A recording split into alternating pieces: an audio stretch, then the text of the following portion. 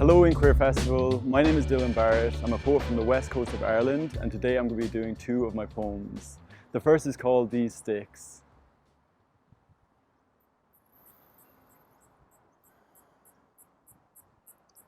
My arms draped over his shoulders in a city a flight away. A flight from the school halls where I learned to iron flair from my stride.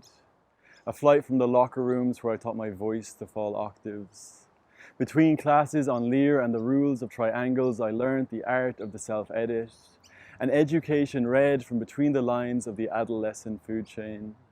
My arms draped over his shoulders in a city a flight away. A flight from those smiling eyes that once saw me as my lie. Each interaction a reminder of who I once was. Each interaction a strand trapping me in the web of my old shame. A flight to a city where I could be me. How I relished the anonymity, each hug, each match step, each laugh, chalk sprawl painting our wake, standing in that square, my arms worn like a scarf, breathing in his warmth and out my empty, I felt free. I still remember the neon sheen of that moment, the gaudy billboard lights painting hyper-real or unvarnished selves, a moment that still glints glaringly gorgeous like a scene painted on stained glass in a special room of my mind. And I still remember each shard of when that moment shattered. Faggots, you said, in a tone so flippant I almost missed the assault. Said as if a remark upon the weather or traffic or game. Said, not even shouted or spat, how casually you wore your hate.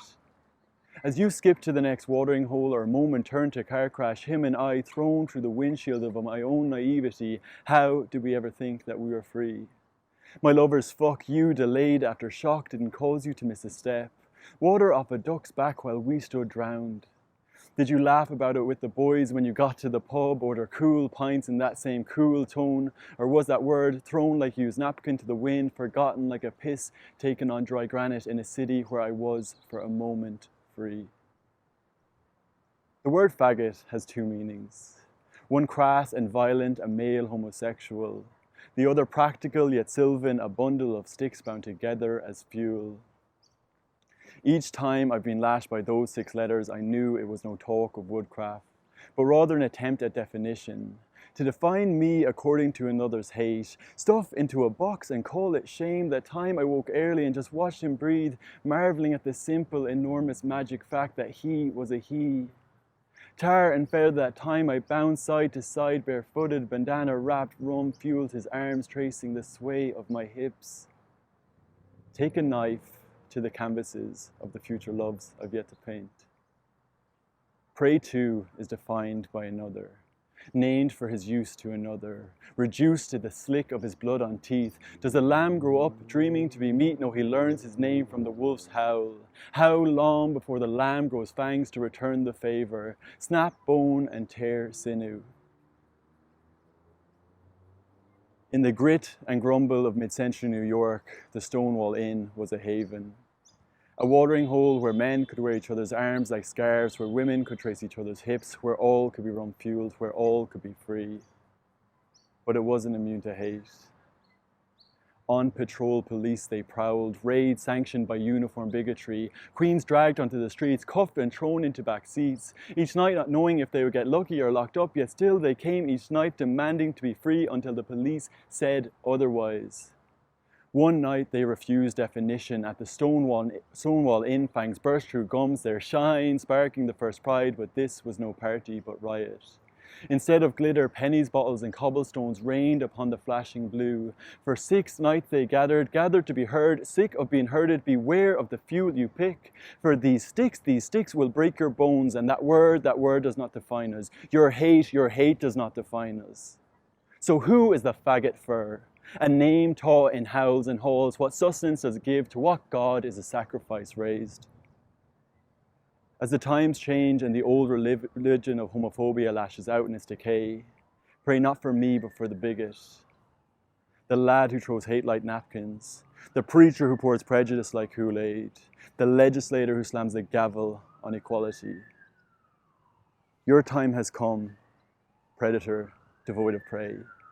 I am not your faggot. This next one is called The Measure of a Man.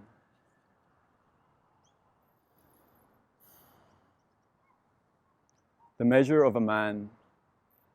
Have broad shoulders, keep your larynx low, straighten that wrist. Vulnerability? No. Be 6 foot plus, take an iron to that lisp. You must like football, cars and pussy.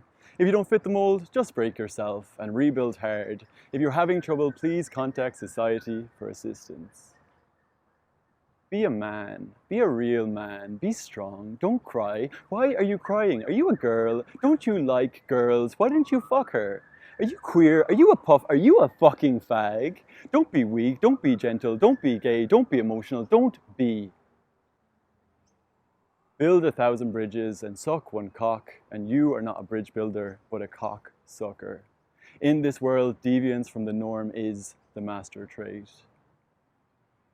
He did not fit the mold. His soul too gentle, his testosterone not bullhorned, his desires backwards. But clever, he knew how to trick himself in the lynx-drenched corridors, dropping larynx and straightening stride. He got by mostly only tripping up occasionally when called to beat his chest, but never finding quite the right rhythm. Or when under the innocent inquisition of a girl that smelt of cherry blossom. Drinking halved bottles of cheap, syrupy wine, his fairy godmothers giving him a night in the royalty of straighthood, only to wake up in the sick and rotten remains of a moldy pumpkin, his mouth an ashtray, his hangover darker for the taste of stale beer and shame. One night he slipped the straitjacket and slid into a Spaniard's bed to get fucked in the ass and finally give himself the gift of his own body, never braver.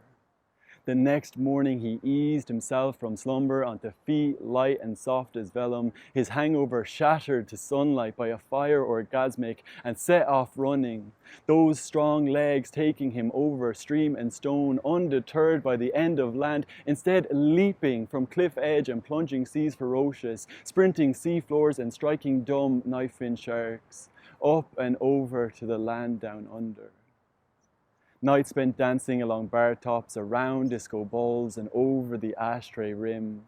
Days drumming the small round tables of the typewriter. He fucked and was fucked and fucked and fucked, his throat open to the flooded truth of flashpan lovers. He wore glitter and hoops not because he was a girl, but because he was a man and refused to be told otherwise.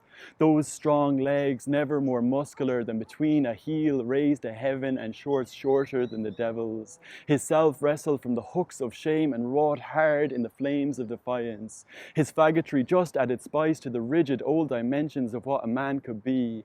He was male but refused to wear the mask, and so through black line lids stared society in the eye, laughed at the narrow-minded, and widened the definition of manhood.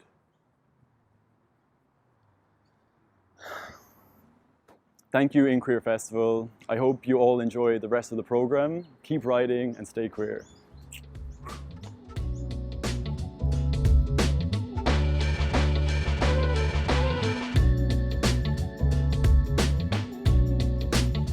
Hello everyone, I'm Shruti Sareen from India. I'm very happy to be participating in EnQueer, and I'm here to read some of my poetry. I got my first debut collection published by Girls on Key Poetry in Australia earlier this year, and that is how I got to know of this opportunity, my Australia connection, through which I got to know of the opportunity of EnQueer. So this is my book. My skin is patterned with scars you have carved, purple, blue, green, black, patched, grotesque shapes of angst, much like the marks I cut clawed on you, bruises that bleed internally, eternally, through stifled wounds and injuries you have been, my metaphor of all that is pure and good, beautiful and true, my selfish symbol for faith. When the dreams on quiet nights stretch on into the waking I possess, a knowing certitude, an arrogant belief, which I then spend every waking moment doubting, that you still like me, retain your belief in me. You don't say it, you won't show it, but you won't deny it, will you? All right. So now I will move on to the poems which I said we should talk about. You know, how the emotion is stamped upon the body or how it is actually linked to the body. So one poem is birthing the body. Birthing the body. You dress just like your mother, you said. Why? I was flummoxed. I had never thought I dressed like my mother. I had hardly thought about the way I dressed at all. I wore whatever people gave me. I privileged the inner over the exterior. I thought fancy clothes as being frivolous. I did not know that I repeated the age old privileging of mind over body, man over woman, spiritual over physical. You taught me how to own my body, to play with it, experiment. The purpose of dressing is to feel beautiful, not only to look. Imitation is the sincerest form of flattery, and my physique was similar to yours. The dark skin, the long face, the lean frame, and the long black rippled hair. So as I darkened my eyes, put up my hair, slipped in danglers, pierced navel and nose, and inked a tattoo like you, truthfully the most beautiful woman I have ever seen, I started to fall in love with the image I saw in the mirror, my body, and the way I adorned it, owned it, even when thoughts and emotions were in disarray. Instead of dressing like my mother, I started dressing like you. If my mother birthed my body, so equally did you. But it's absolutely necessary.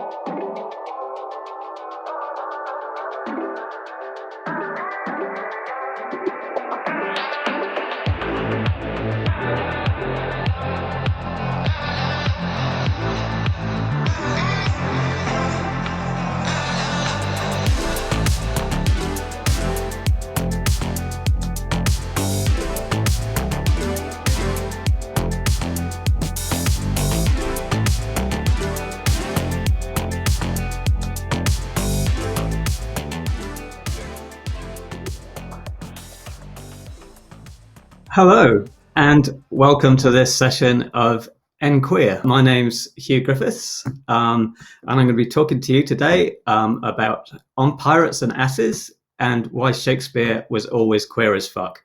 I'm coming to you, from my home, but also from the University of Sydney.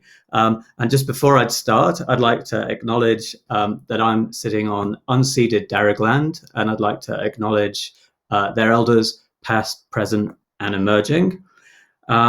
Just to say something about me and about how proud the University of Sydney is to work with EnQueer in this inaugural, hopefully the first of many writers' festivals. I work at the University of Sydney. I'm the current chair of the Department of English, where we do literary studies and we do creative writing.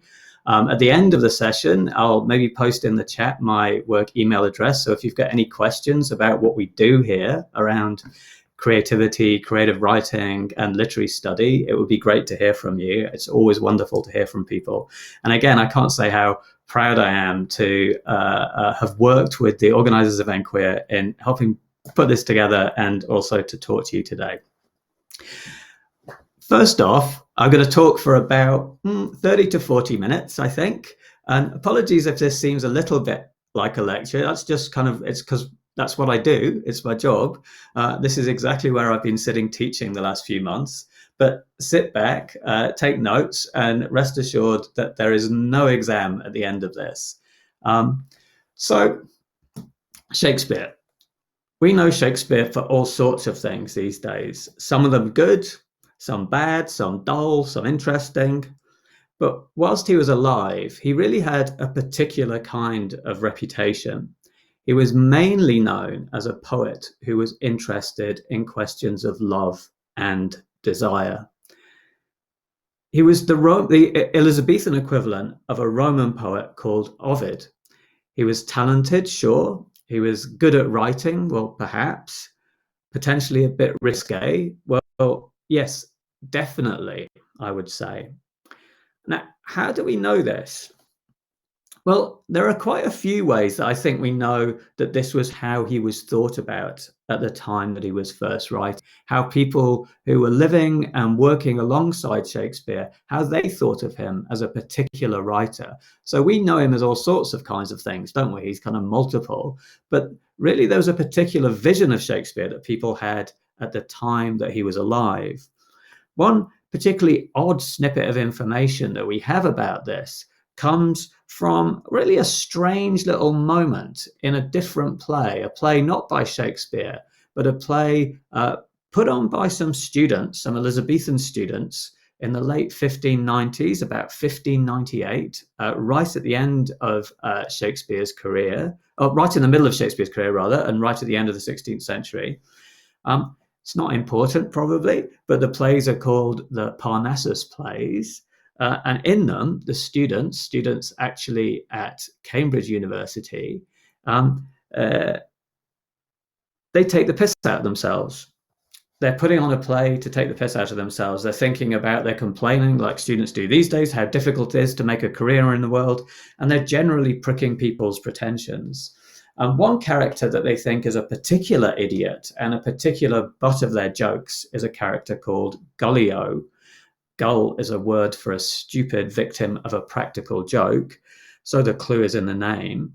But Gullio isn't just an idiot. He's absolutely besotted with Shakespeare. He's in love with his books. I'll worship sweet Master Shakespeare, he says, and to know him will lay his Venus and Adonis under my pillow. And one of the things that I'm going to be doing, and hopefully you'll see it kind of come through in the chat eventually for you, is posting things in the chat at my end, and hopefully some technical wizardry will pop it up in your end of the chat. So if you don't know how to use the chat on that side of the platform, you put your name in and you can enter into it that way. And I'll be popping up a few words as we go. So I'll worship sweet Master Shakespeare, he says at one point in the play.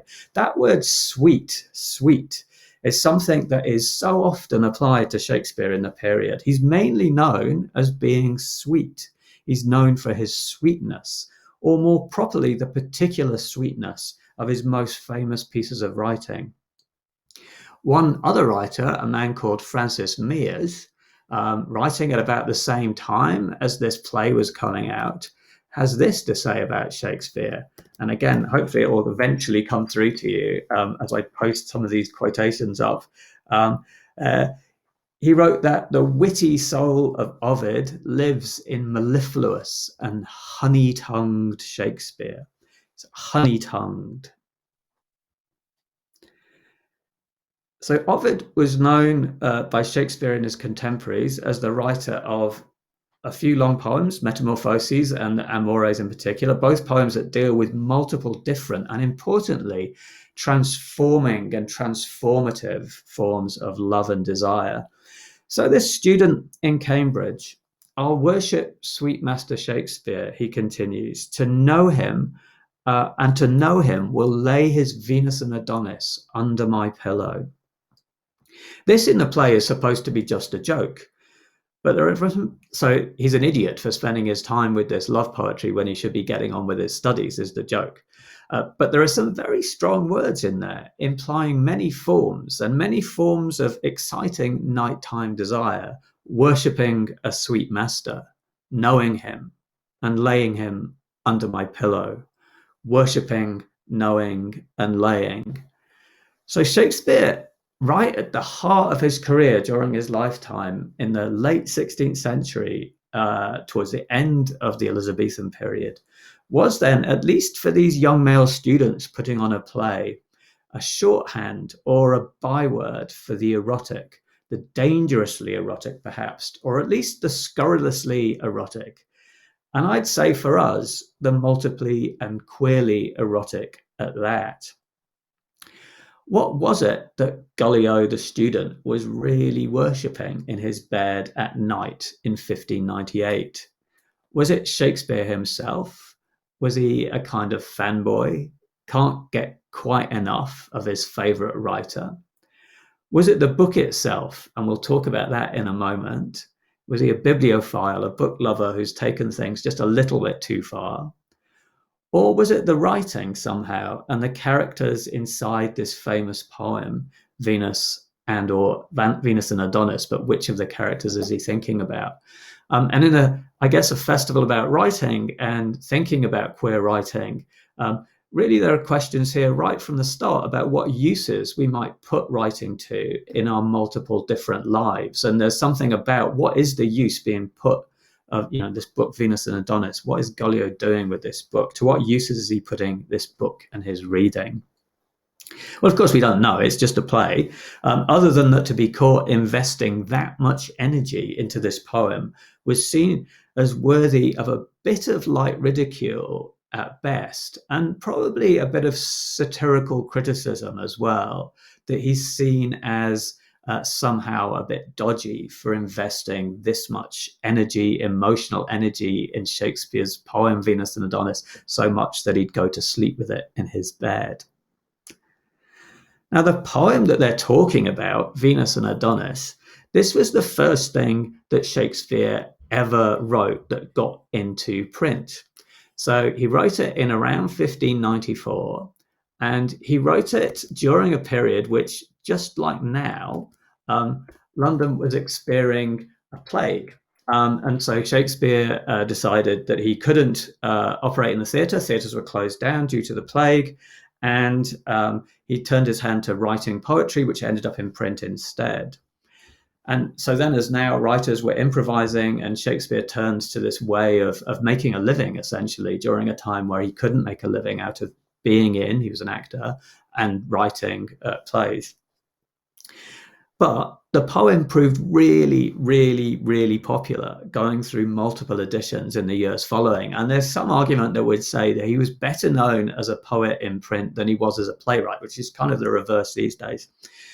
In his own lifetime, this poem was popular in the ways that his plays were, for the most part, not. What is this poem like? And again, I'm kind of posting up words into the chat, and I'm really hoping that slowly they'll kind of find their way to you, into your end of the chat. What is this poem like? Well, I'd say, it's kind of odd actually, but I'd also say it's pretty queer. It's sweetly queer. It's mellifluously and honey-tonguedly queer.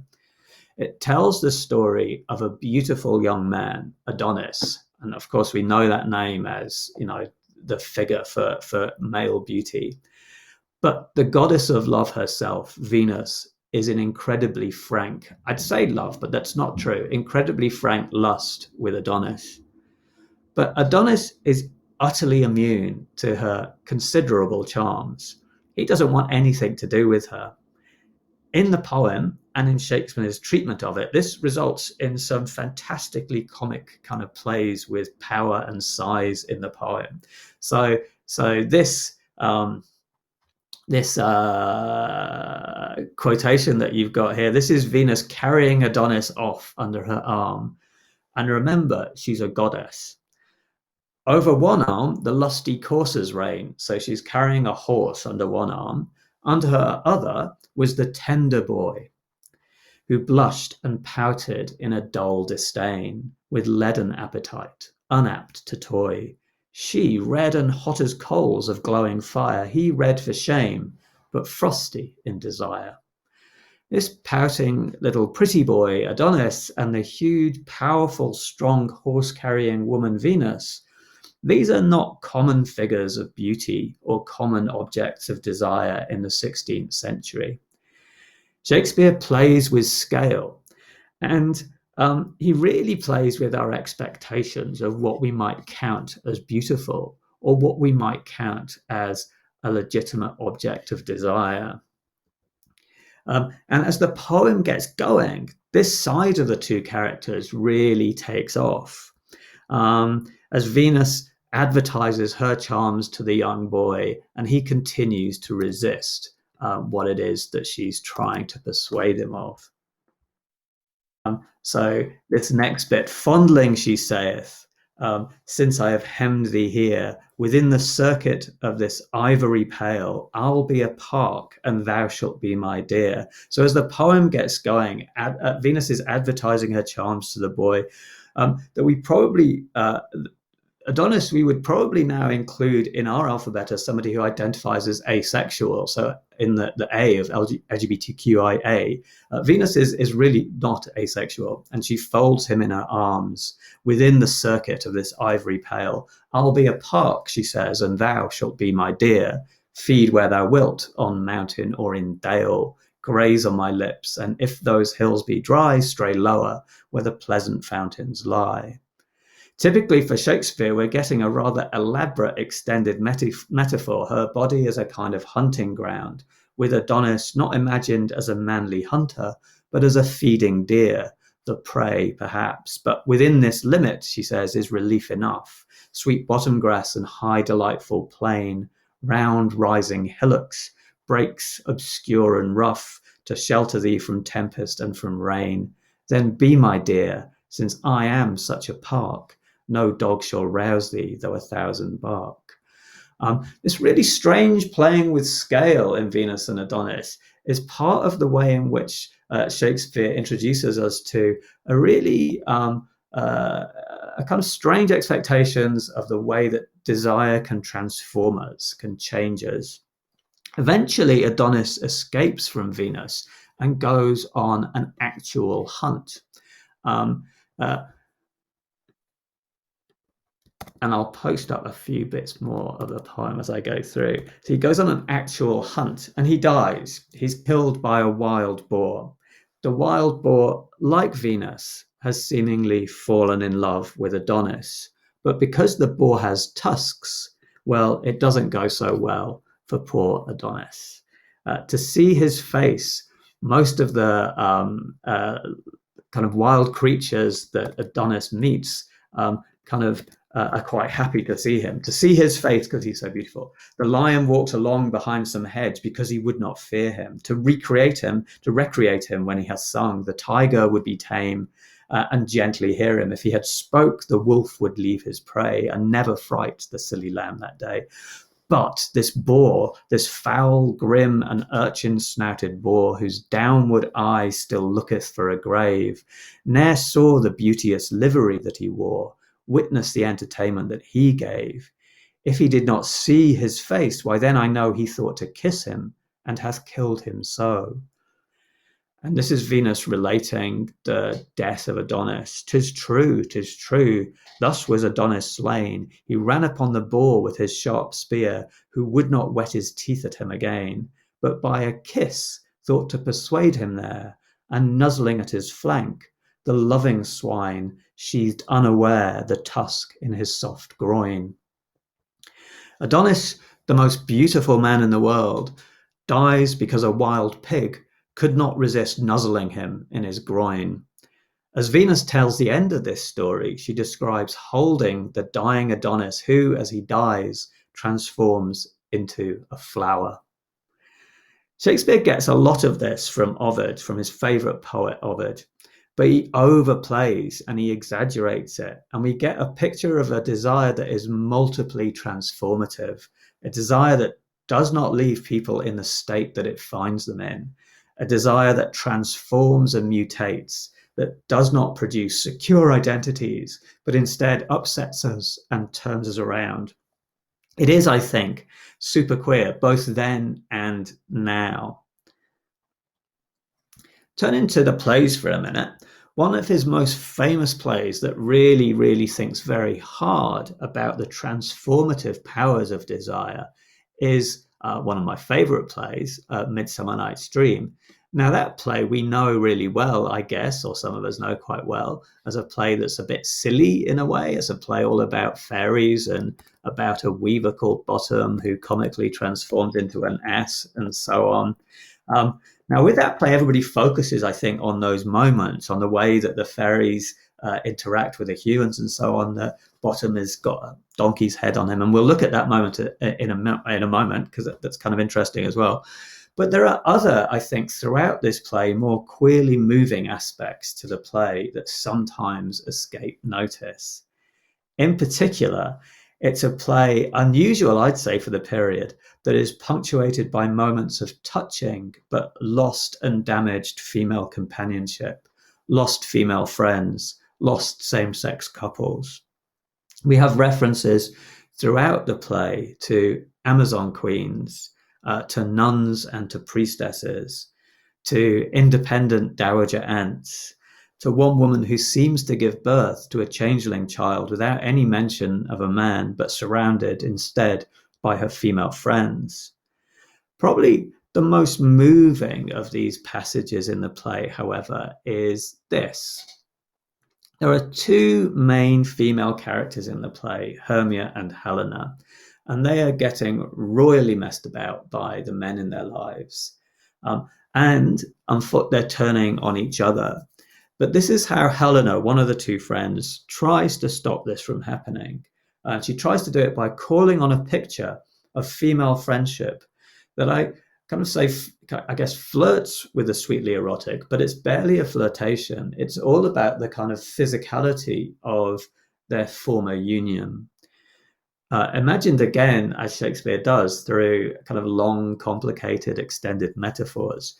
We, Hermia, Helena says, like two artificial gods, so two artful gods, you mean people who are good at stuff, have with our needles created both one flower. So they're kind of jointly embroidering something where they've created a flower together, both on one sampler, sitting on one cushion, both warbling of one song, both in one key, as if our hands, our sides, voices, and minds had been incorporate.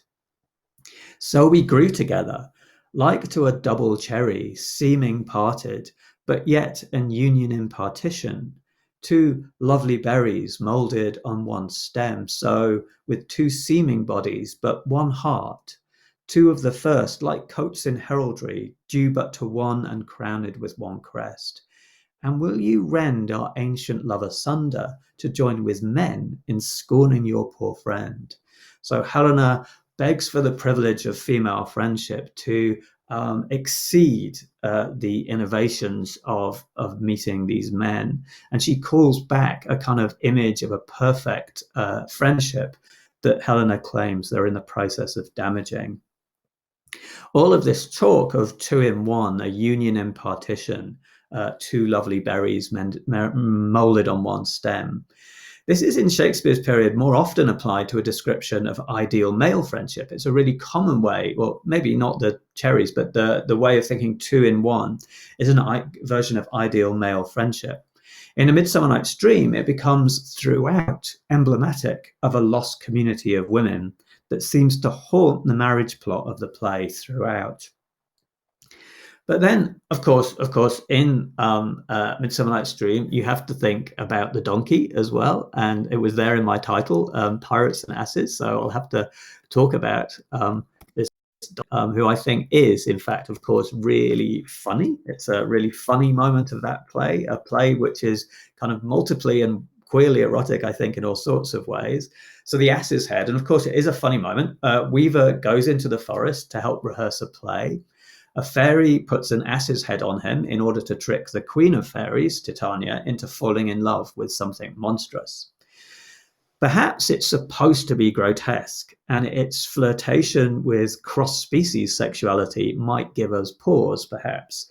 But the end result in Shakespeare's language is of a queerly sentimental and quite touching picture of a desire that strays so far out of the bounds of the play's heteronormative rationalization of love that comes right at the end with all the marriages, that it really stretches credulity. So Titania, the queen of the fairies, cradles the half-man, half-ass in her arms and says, "Come, sit thee down upon this flowery bed, whilst I thy amiable cheeks do coy, and stick musk roses in thy sleek smooth head, and kiss thy fair large ears, my gentle joy."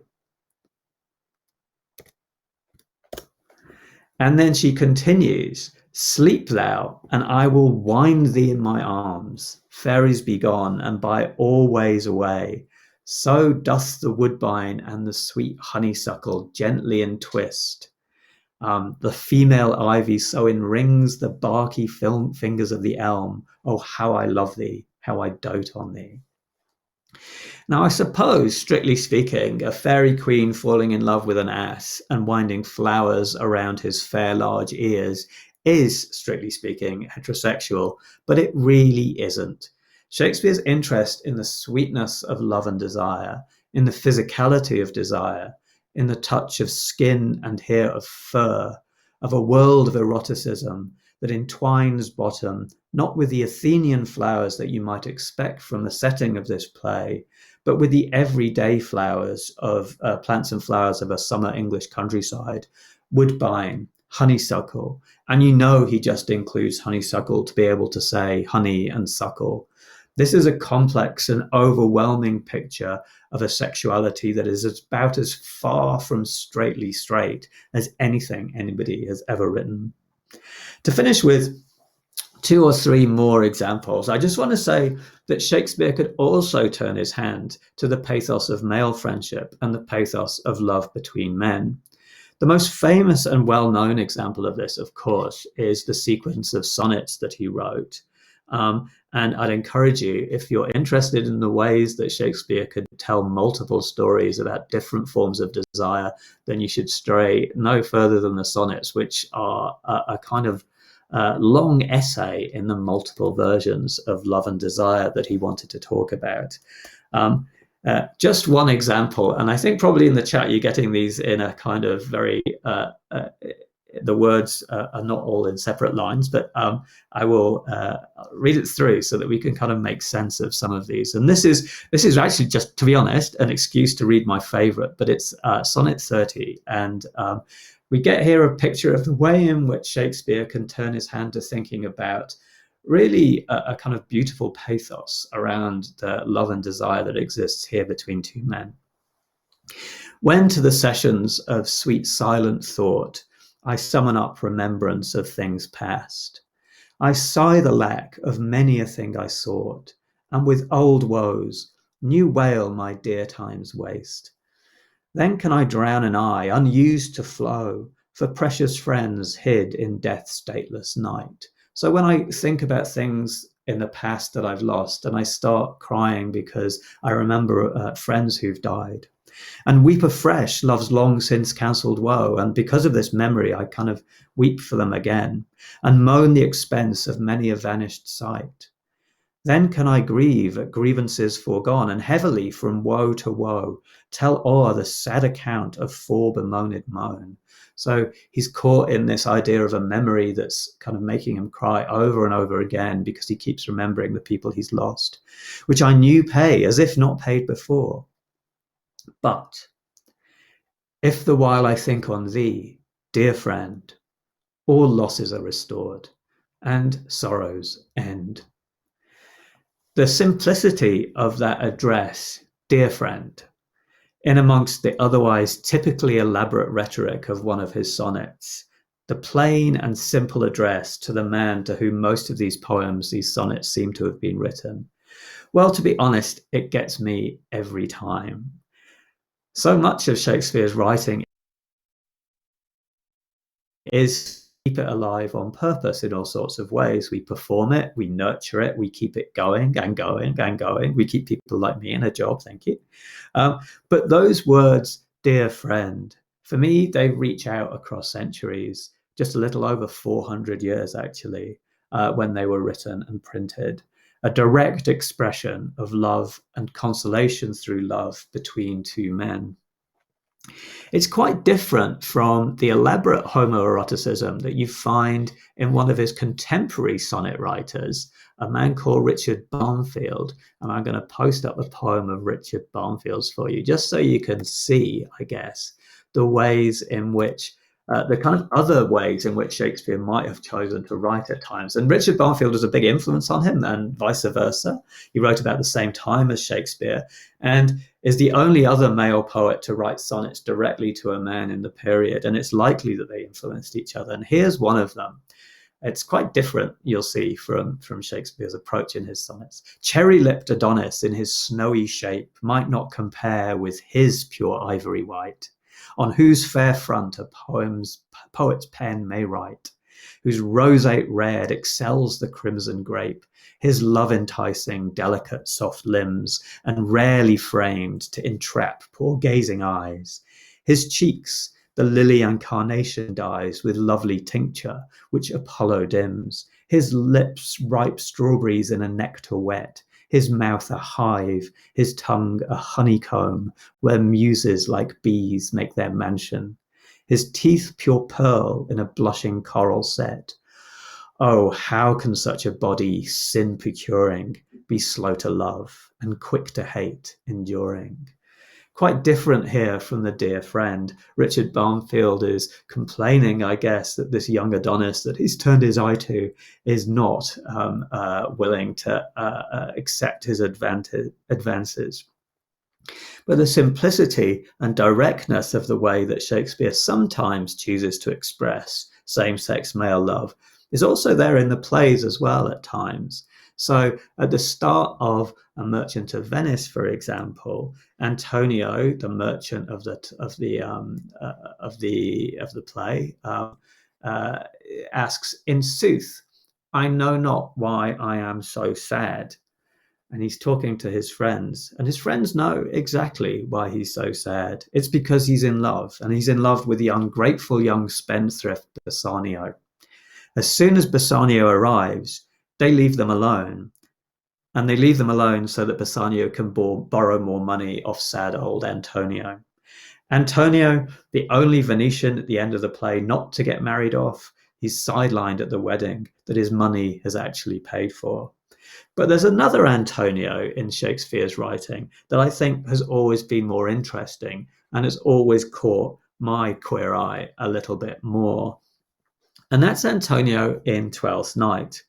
Although he says at one point that he's not a pirate, I would disagree with him. I'm pretty sure that he is. Everybody in Illyria thinks that he is. And to be honest, I think I do too. He's a rakish outsider whose love for the character Sebastian knows absolutely no bounds. And he is Shakespeare's most vivid picture of same-sex love. They arrive shipwrecked in Illyria, somewhere where Antonio is wanted for piracy. But he still protects his friend. "If you will not murder me for my love, let me be your servant," he says to Sebastian. And then as they get further onto the island of Illyria and further into trouble, Sebastian says, "Oh, I would not by my will have troubled you, but since you make your pleasure of your pains, I will no further chide you." And Antonio says very directly to Sebastian, "I could not stay behind you. My desire, more sharp than filed steel, did spur me forth. So much do I desire you, Sebastian, that I'm willing to risk death and execution in order to protect you in this strange land that we find ourselves." And right at the end of this play, at the denouement, when Sebastian is reunited with his long-lost sister, the pirate Antonio is given a bit of stage time in which he relates his boundless love for Sebastian again. Now, by this point in the play, through the complicated plot of mistaken identity, he thinks that he's been done wrong by Sebastian. And he explains to Orsino, the Duke, why he's followed him onto enemy territory. And I'll just copy this as well as I speak. So, "Orsino, noble sir, be pleased that I shake off these names you give me. Antonio never yet was thief or pirate, though I confess on base and ground enough Orsino's enemy. A witchcraft drew me hither." And he describes then his love for Sebastian as a form of witchcraft. "A witchcraft drew me hither. That most ingrateful boy, there by your side, from the rude seas enraged and foamy mouth did I redeem. I rescued him from a shipwreck," he's saying, and he's been a bit ungrateful. "A wreck past hope he was. His life I gave him, and did thereto add my love, without retention or restraint, all his in dedication. For his sake did I expose myself, pure for his love, into the danger of this adverse town, drew to defend him when he was beset." This kind of language is shorn of what I was earlier calling, the typically honey-tongued and mellifluous nature of Shakespeare's typical language. It's pretty simple and very direct. "I loved him," Antonio says. "That's why I was willing to risk my life. When Orsino asks when they arrived in town, like, how long have you been here? Antonio is equally direct. Today, my lord, he says, and for 3 months before. No interim, not a minute's vacancy. Both day and night did we keep company. Sebastian, in abandoning his friend, does not, in my view, know what he's missing. I'd rather spend both day and night keeping company with a pirate than sleep with a book under my pillow. Shakespeare, then, a poet and writer known mostly, in his own period at least, for his exciting attempts to put love and desire into words. But more than this, a writer whose versions of love and desire are endlessly transformative, both day and night, queer as fuck. I'll stop there, but I'll look to see if there are any questions coming in. Ali tells me that he might be posting questions to me.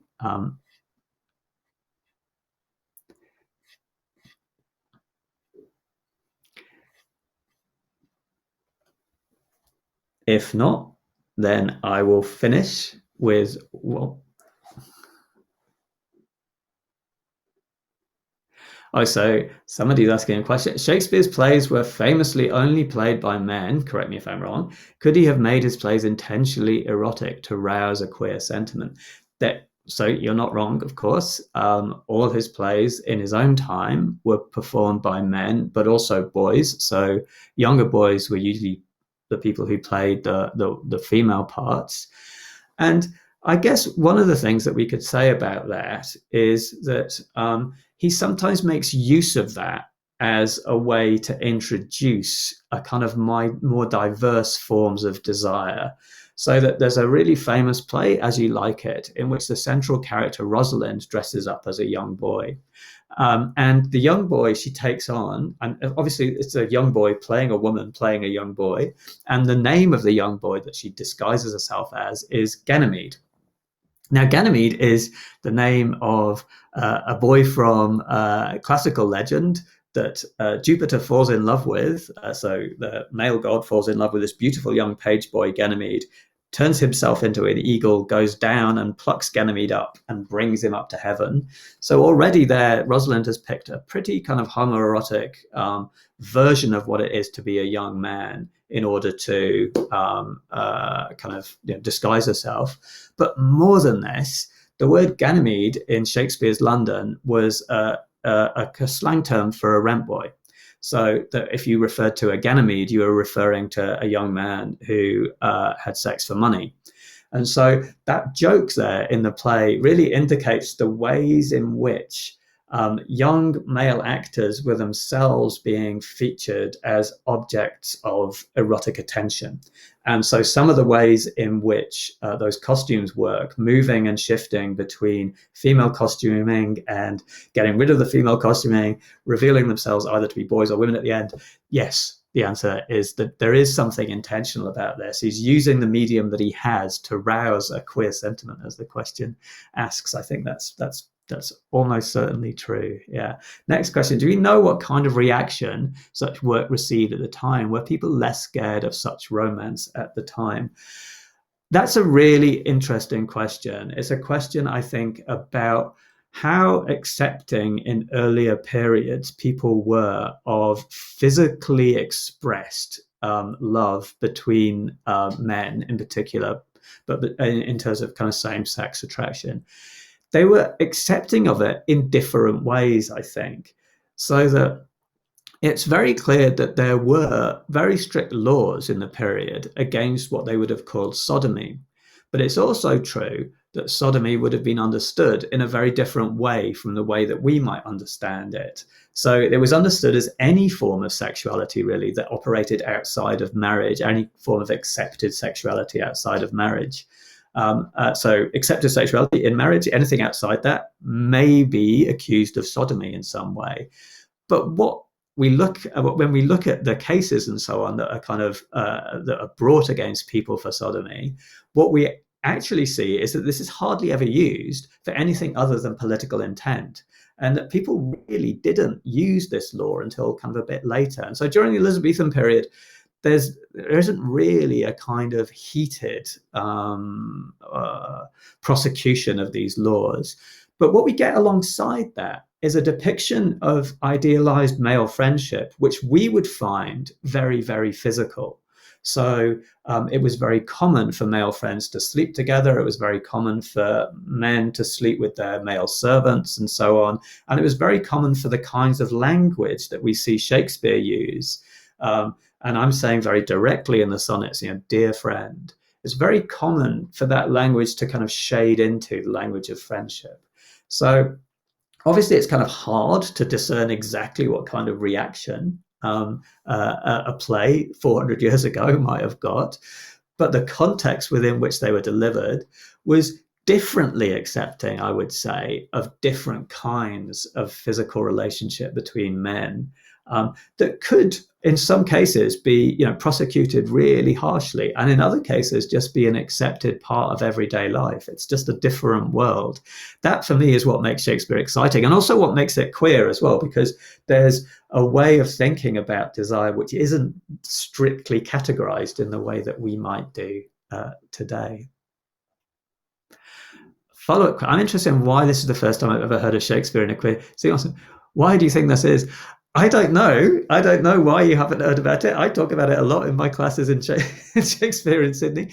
I guess because people really engage with Shakespeare at school and in big productions, and nothing to slight the big theatre companies in Sydney, who do an excellent job on the whole, but nevertheless they are quite mainstream. And so I think they maybe don't pay attention enough to the edges and the borders of the ways in which love and desire might really be being thought about. I remember studying Midsummer Night's Dream in school and never being asked to think about, well, why is it these two women are thinking about their love in these very physical ways? Why are we thinking about Amazon queens? Why are we thinking about donkeys making love to fairy queens? I was never really asked to think about it in that way. So it does take a bit of a allowing yourself to think in this way, I suppose.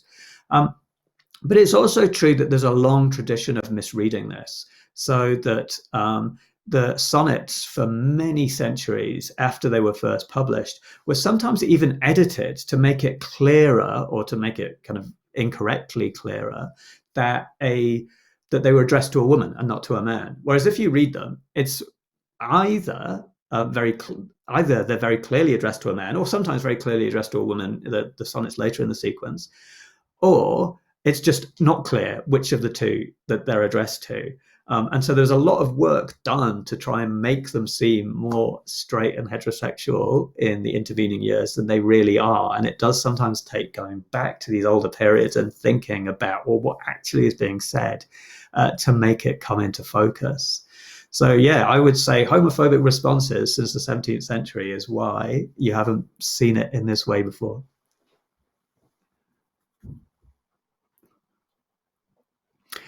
How much? Yeah, a lot, to be honest. That is important to recognize, that it's gentlemanly friendship that is often expressed in these really idealizing terms. But that's a really interesting question to think about with the Shakespeare sonnets, because the ones that are addressed to a young man are very clearly addressed to an aristocrat. Now, if Shakespeare were this young man's equal, then this would be not unusual, perhaps. I mean, it's a bit unusual to be writing sonnets, but the kinds of language being used might not be that unusual. And a bit unusual, to be honest, but not that unusual. However, a lot of the sonnets in particular make a kind of real important feature of the class and age difference between the two men. So Shakespeare's often talking about how old he is and also how young the young man is. And he's also often talking about how the young man is an aristocrat and he's not. So on the whole, yes, this kind of language is super confirming of social class. Okay, so I didn't read that last question out. So people are asking me how much of this acceptance would be based on social class. So yeah, a lot of the language was very based on social class. But in Shakespeare's sonnets, there's a kind of pulling apart of that and an awkwardness about that. And that, again, for me, makes them interestingly queer, because they're kind of moving across borders that really should perhaps not be moved across in the period.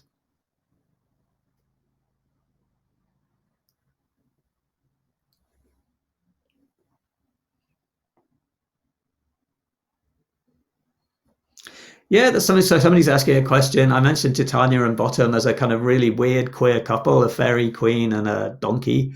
And somebody was wondering if you had any thoughts about the portrayal of Puck and Oberon, the 2013 Globe play, which I unfortunately I have not seen that production. Really brings out the queerness of their relationship. I'm sure it does. The relationship between Puck and Oberon in that play is really a relationship of master and servant, and it is one that is potentially quite intimate, isn't it? So that they have these discussions about where to find the love juice and the arrow and so on. I'd also say that one of the things that's going on in that relationship with Oberon and Puck is to do with Oberon's competition with Titania over the changeling boy that he desires. And there is something there about and I think there's kind of something quite troubling in some ways about the way that this play in particular, but other plays as well, trade in young boys as things that can be moved around between people. So there is something about mastery and servitude, again, a kind of class question, but that can quite easily in the period be tinged with questions of the homoerotic. And I think it's definitely there in Oberon, Puck, and the competition over the changeling boy that Oberon is engaged with his wife, apparently, Titania. Another question. I am now imagining the mega bi-marathon that would have been in the film Shakespeare in Love. Thoughts? It's been a while, to be honest, since I've seen Shakespeare in Love, although my memory of it is that it was peculiarly heteronormative for any version of any expression or direct expression of love that we have from Shakespeare's pen is not at all. Well, it's I guess one way of thinking about it would be bisexual, because the poems are either addressed, the sonnets in particular, are either addressed to a man or they're addressed to a woman. There's both. So yes, I did not like that film, and and I think it probably, in my view too, was a little inaccurate.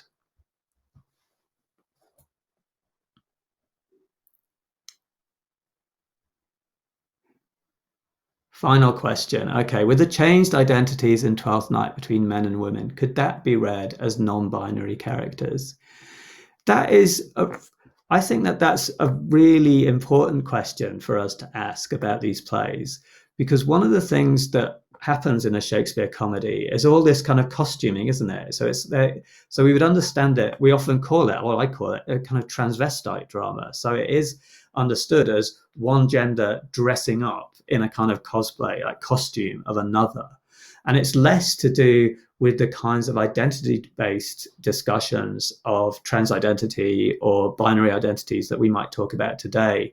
And I think actually there's a kind of, so for us, I think it would be work to do to kind of reimagine Twelfth Night in those ways, because I think the play itself doesn't have that in it.